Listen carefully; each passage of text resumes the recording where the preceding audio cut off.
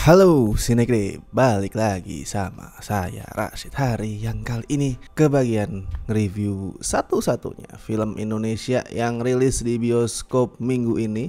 Ini jarang ya, biasanya film Indonesia tuh yang rilis tuh ada 2, ada 3. Terus biasanya tuh ada horornya. Nah minggu ini gak ada nih. Minggu ini cuman ada satu film Indonesia yang rilis dan bukan horor, tapi film biopik, film biografi yang judulnya adalah sesuai dengan nama orang yang diangkat kisah hidupnya, of course, yaitu Glenn Fredly The Movie. Ini adalah film yang disutradarai sama Lukman Sardi. Yes, Lukman Sardi yang itu ya, Lukman Sardi yang aktor. Dan ini bukan debut tapi ya, ini film kedua. Ini film kedua yang didirect sama Lukman Sardi setelah debutnya sekitar 9 tahun lalu lewat Di Balik 98 waktu itu.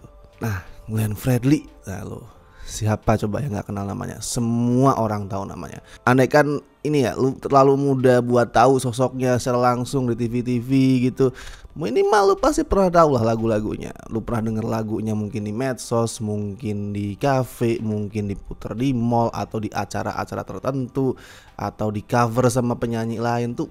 Minimal lu pernah dengar. Mungkin lu gak akan tahu itu siapa yang nyanyi ya gitu, atau judulnya lu lupa, tapi lu pasti tahu, oh lagu yang itu gitu, lu pasti tahu. Jadi walaupun Glenn Fredly ini udah meninggal sekitar 4 tahunan, tapi warisan dalam bentuk karya musiknya tuh masih hidup, masih sangat-sangat hidup, gak pernah mati. Nah, dan itulah yang jadi PR terbesar dari film ini, film Glenn Fredly The Movie ini. Di saat semua orang tuh udah tahu siapa itu Glenn Fredly, di saat lagu-lagunya itu masih populer, apa nih yang filmnya bisa angkat nih? Nah itu yang jadi PR-nya. Hal apa dia ngasih urgensi dan bikin calon penontonnya itu mikir, oh ini gue harus nonton nih film. Karena itu tadi, semua orang masih tahu siapa Glenn Fredly, semua orang gak lupa siapa Glenn Fredly, semua orang masih apa lagu-lagunya. Jadi apa nih yang bisa bikin mendatangkan penonton untuk ke bioskop dan ngerasa wah ini gue harus nonton. Satu yang menurut gue tuh menarik setelah gue tonton filmnya adalah, walaupun dia tuh tetap nyorotin karir seorang Glenn Fredly sebagai musisi ya, of course, I mean itu otomatis karena Glenn adalah seorang musisi, tapi ternyata yang dikasih sorotan lumayan gede di film ini justru status Glenn tuh sebagai seorang aktivis. Dan buat gue itu pilihan yang tepat nih. Gue tahu gue masih inget, sering juga baca beritanya gimana Glenn itu aktif menyuarakan soal isu-isu di Ambon ya. Karena kan Ambon waktu itu banyak banget kerusuhan. Nah Glenn itu aktif menyuarakan isu itu. Gue inget pernah baca beritanya, tapi sejauh apa aktivisme dia itu gue gak tahu. Dan kayaknya gak banyak juga ya orang yang bener-bener mengenal secara mendalam sisinya Glenn Fredly sebagai seorang aktivis kan. Nah disitulah urgensi yang gue bilang itu tadi muncul. Karena gak semua orang itu tahu atau ingat kalau Glenn Fredly itu adalah seorang aktivis di Ambon. Film ini ngangkat poin itu. Alurnya sendiri nggak ngikutin pola film biopik tradisional ya, dengan nggak nyeritain perjalanan hidupnya Glenn Fredly dari kecil sampai dewasa sampai meninggal tuh nggak. Tapi pertama kita ketemu sama Glenn, dia itu udah lumayan terkenal sebagai penyanyi, udah ngerilis 2 album, udah terlibat high profile romance juga sama Nola Ebitri. Dan disitulah tercetus dalam pikirannya si Glenn kalau dengan bakat yang dia punya, dengan popularitas yang dia dapat, mestinya dia bisa berkontribusi lebih buat Ambon yang waktu itu situasinya tuh kan lagi panas karena banyak konflik. Nah di film ini kita tuh dibikin paham kenapa seorang Glenn Fredly itu terdorong banget buat do something demi Ambon. Karena gue ngelihat apa yang terjadi di film ini pada saat openingnya ya, pada saat dia tuh diundang nyanyi di gereja, terus ada fans dia tuh yang Islam, fans dia tuh Islam datang minta tanda tangan, terus kemudian terjadi kerusuhan dan fans dia tuh meninggal tepat di depan matanya Glenn. Gue ngelihat itu, kalau misalkan gue jadi Glenn Fredly ya gue pasti terguncang gitu. Dan hebatnya dia tuh terguncang, nggak kemudian langsung jadi kecil, jadi minder, tapi langsung menyulut semangat perjuangan dia. Padahal dia sendiri kan walaupun statusnya adalah keturunan Ambon, tapi kan lahir dan besarnya tuh di Jakarta. Nah, film ini menjawab soal itu tuh. Kenapa seorang Glenn Fredly yang lahir dan besar di Jakarta segitu getolnya untuk memperjuangkan Ambon. Tapi yang gue suka dari penceritaannya tuh bukan karena film ini ngegambarin Glenn Fredly sebagai sosok yang hebat banget tuh, malah nggak. Gue suka penceritaan filmnya, storytellingnya, karena walaupun dia tuh ngegambarin Glenn Fredly itu sebagai manusia yang peduli sama sesamanya, aktif bersuara menentang ketidakadilan yang dialami orang Timur dan segala macam, bukan berarti dia itu sosok yang sempurna. Filmnya nggak mengkultuskan Glenn Fredly. Nah itulah kan ya sering terjadi gitu di film-film biopik, ngangkat karakter yang baik banget terus digambar kayak itu terlalu sempurna, jadi kayak agak mengkultuskan gitu. Nah film ini nggak melakukan kesalahan itu. Di sini Glenn Fredly bukan malaikat, dia bukan orang yang sempurna, dan uniknya justru dari sisi humanisnya Glenn itulah filmnya munculin sisi gelap dia. Gue bilang unik karena gini nih, biasanya di film-film kita kan ngeliatin proses karakternya tuh tersadar untuk berbuat baik gitu ya. Nah di sini tuh sebaliknya, Glenn dari awal tuh udah baik. Dari awal kita ngeliat dia tuh dia udah jadi orang baik. Gak ada tuh proses dia jadi dari orang yang mungkin musisi yang lupa sama sesamanya, musisi yang terlena sama popularitasnya, mengalami proses jadi orang baik. Tuh prosesnya kayak gitu.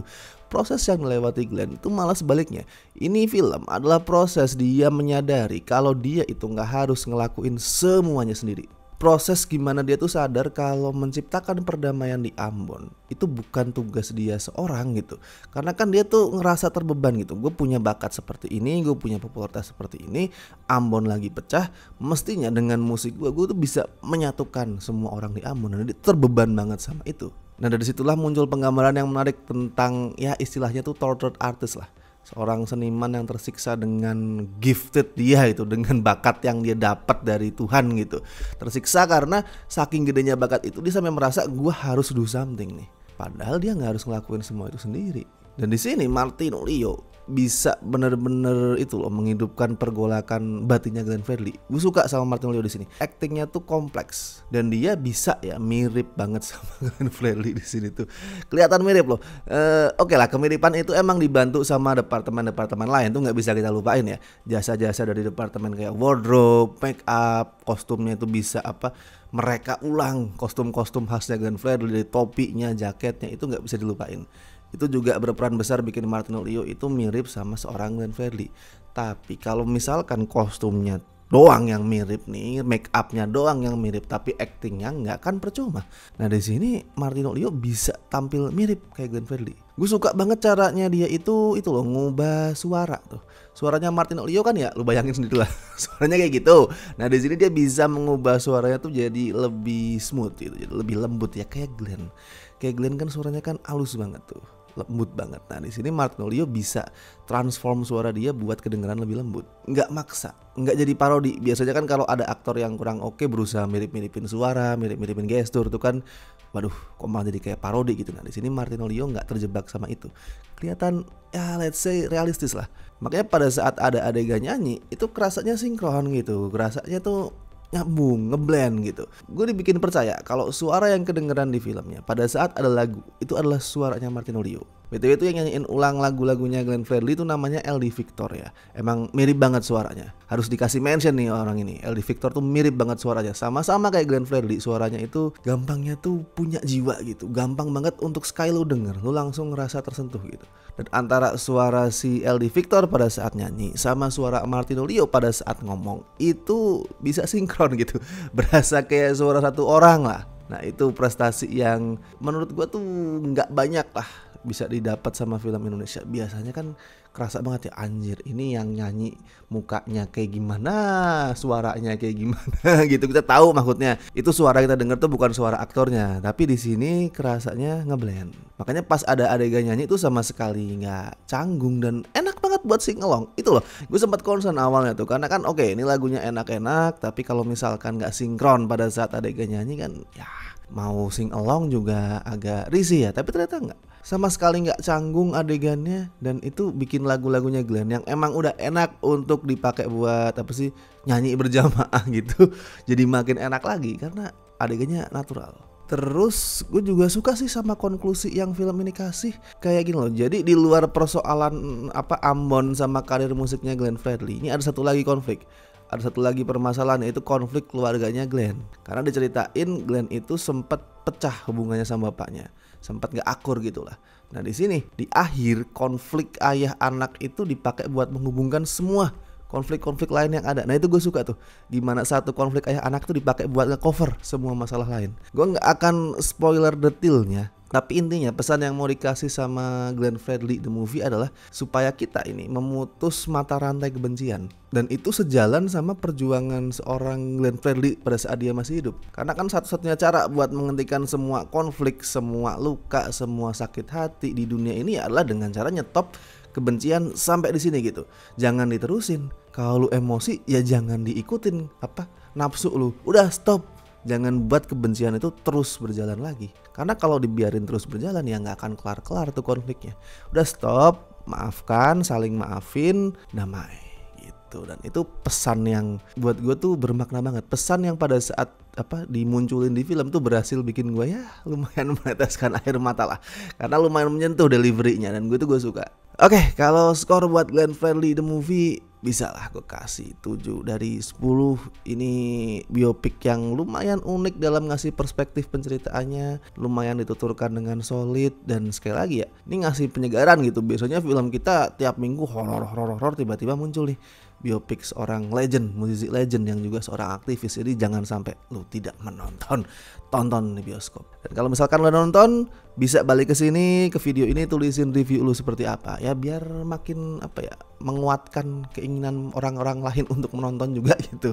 Tulisin review lu apapun itu sih sebenarnya, mau positif mau negatif, tulisin itu review lu di kolom komentar. Oke. Dan seperti biasa gue ingetin, jangan lupa like video ini, subscribe Cinecrip, dan buat teman-teman yang pengen ngebantu kami dengan kasih donasi seikhlasnya bisa lewat berbagai cara. Ada super thanks, ada Saweria, ada juga join membership sesuai dengan tier pilihan anda sekalian. Dan masih seperti biasa, gue tidak capek-capek mengucapkan thank you kepada teman-teman yang masih tetap join membership, terutama di tier Basic dan La Familia.